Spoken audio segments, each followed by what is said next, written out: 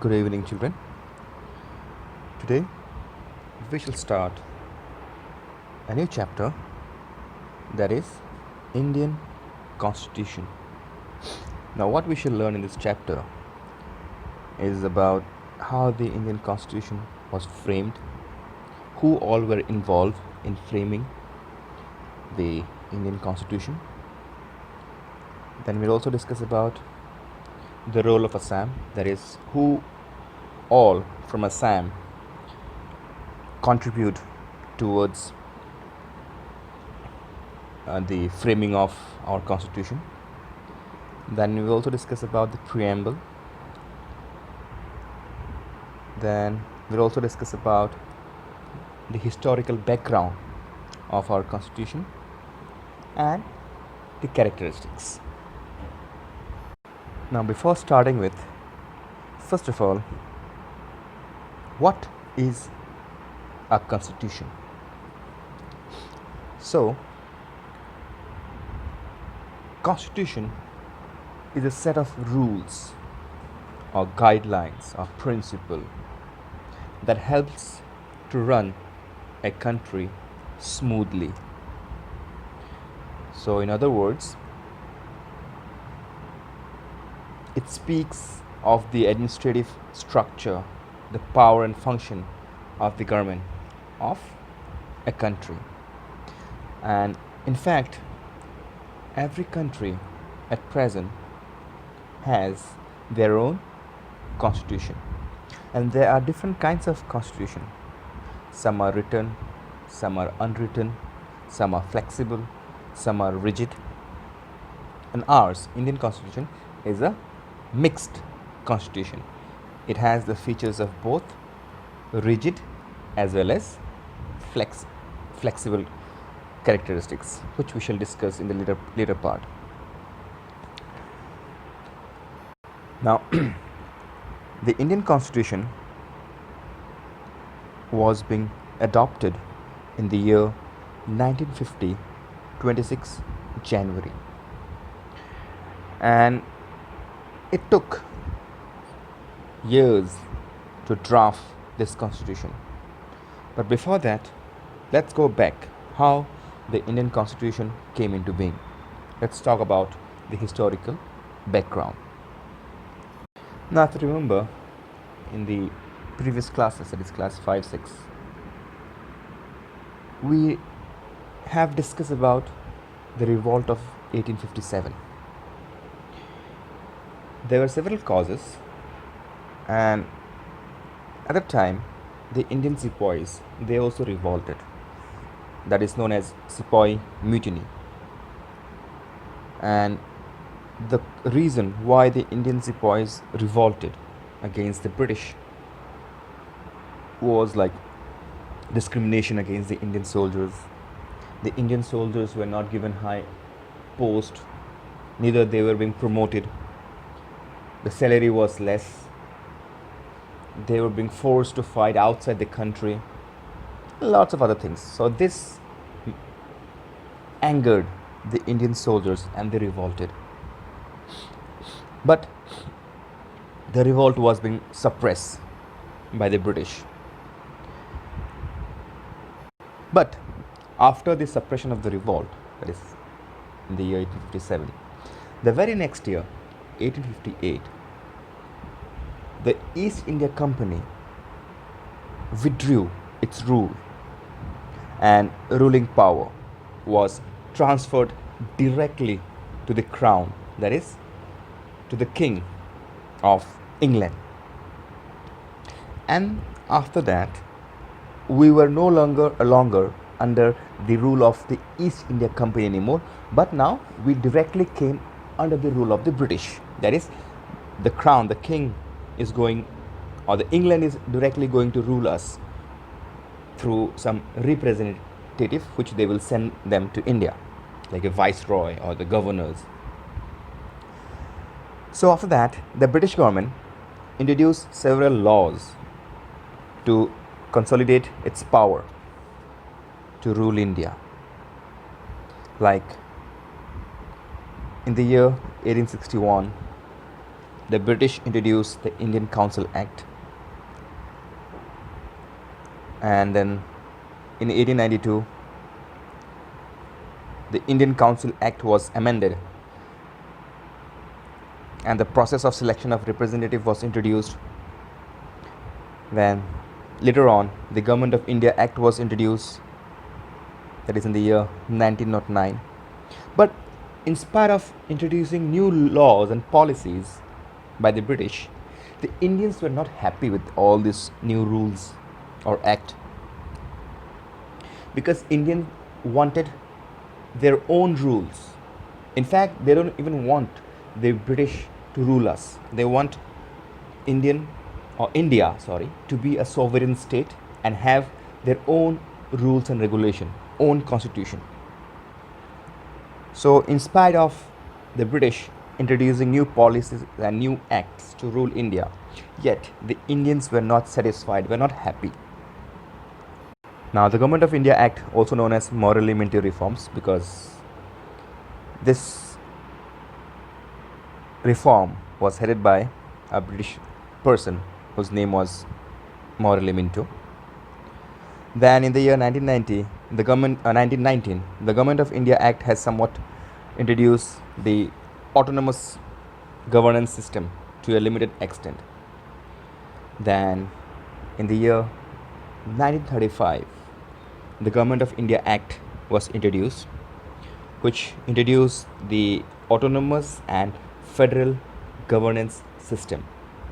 Now, as you can see, these all act or the rule were being introduced by the British, and these are what rules, so that they can run India smoothly. But in spite of all these new rules introduced by the British, the Indians were not satisfied. And meanwhile, in these years, the Indians had been demanding the British to include Indian representative in the British government.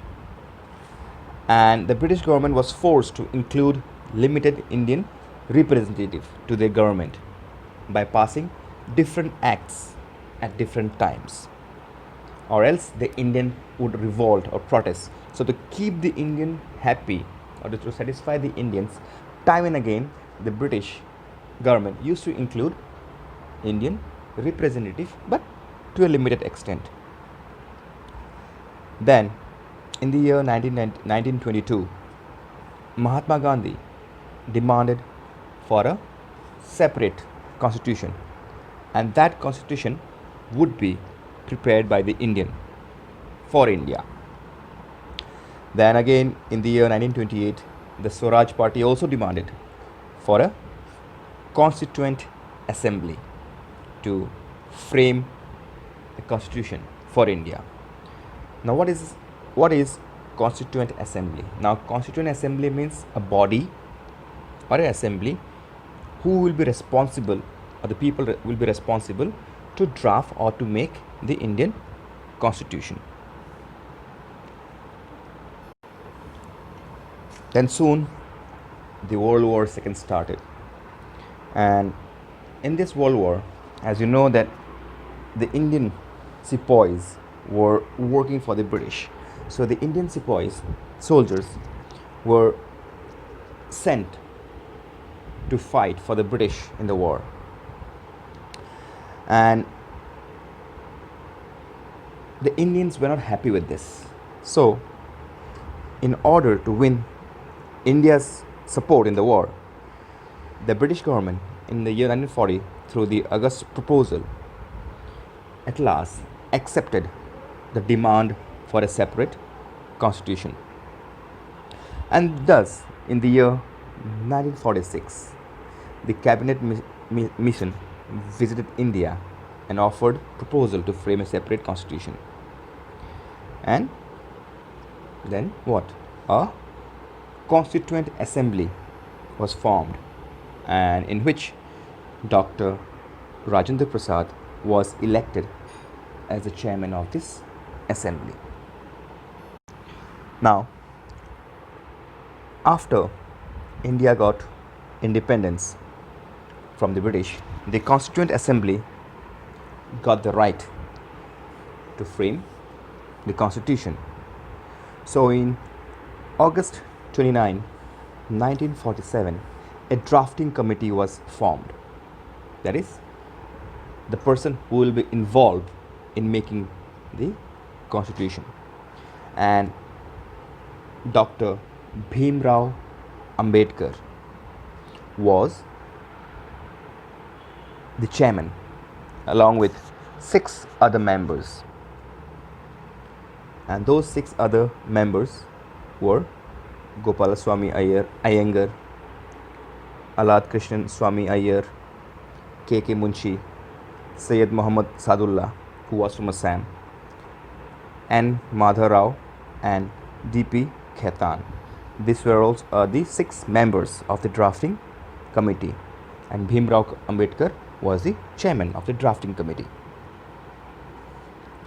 Now the draft constitution was published in the year 1948, and 8 months' time was given for the public opinion. So after framing the constitution, after drafting the entire constitution, it was published in the year 1948 so that it can gain for public opinion. And in November 26, 1947, Dr. Rajendra Prasad, the chairman of the Constituent Assembly, signed the draft constitution. And later on, the Indian Constitution was accepted by the Constituent Assembly. So it almost took around 2 years, 11 months and 18 days to frame the entire Indian Constitution. And it was adopted in the year 26 January 1950. And Dr. Rajendra Prasad, who was then the chairman of the Constituent Assembly, was also made the first president of India. Now, few things you have to remember, that the members of the drafting committee, while they were framing or writing down the Indian Constitution, they borrowed some principles from other countries. And that is, from the British Constitution, they borrowed the parliamentary democracy. Then from Ireland, they borrowed the directive principles of state policy. From France Constitution, they borrowed liberty, equality, and fraternity. From USA, they borrowed the fundamental rights. And from Canada, Australia, and South Africa, they borrowed federalism. So these are the things which are included in our constitution, that is parliamentary democracy, directive principles of state policy, liberty, equality, fraternity, fundamental rights, federalism. All these 6 things are being borrowed from other countries. And that's how the Indian Constitution came into being. Now, in fact, the fundamental rights that we have in our Constitution, though it was taken from the USA, but the main credit goes to Mr. Bhimrao Ambedkar, because he was the one who incorporated the fundamental rights in the Constitution, so that few things from the society, from the Indian society, could be removed, such as untouchability and inequality in the society. For that, he included or incorporated the fundamental rights. So now, in this chapter, in page number 181, there are some short answers. Actually, it's one word answer, so you can do it in the book itself. Now, role of Assam in framing of the Constitution. As I have mentioned in the very beginning, that one of the 6 members of the drafting committee was Syed Muhammad Sadullah, and he was from Assam. And in fact, he was the first Chief Minister of Assam pre-independence, not after independence, but before independence. Now, apart from Syed Muhammad Sadullah, Gopinath Bodoloi, Dharanidhar Basumutari, Reverend J.J.M. Nicholas Roy, Nibaran Chandra Lashkar, Kuladhar Saliha, Chaliha, Rohini Kumar Chaudhary, and Abdul Rauf. So these people also had contributed to the drafting of the Indian Constitution. Now, Mr. Gopinath Bodoloi, the first Chief Minister post-independence of Assam, was the chairman of the Assam Scheduled Caste, Scheduled Tribe and Hill Tribe Advisory Committee. And with his advice, the 6th schedule was included in the constitution.